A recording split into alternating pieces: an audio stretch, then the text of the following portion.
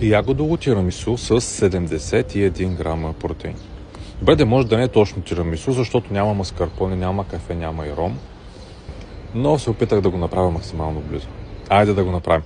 Тук започвахме с 400 грама скир или една цяла кофичка, 2 ягодки, още 2 ягодки, една доза протеин на Jim Beam от ягодовия, който ми е любимият, и след това топваме бишкотите в кокосово мляко и нареждаме 5 на един ред.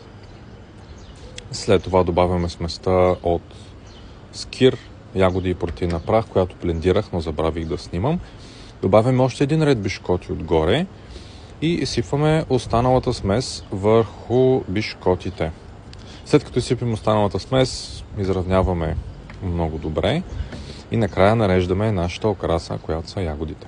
Ако ви харесват рецептите, които правя, може да ме последвате за още или да си направите това тирамису и да ми кажете как се е получило при вас.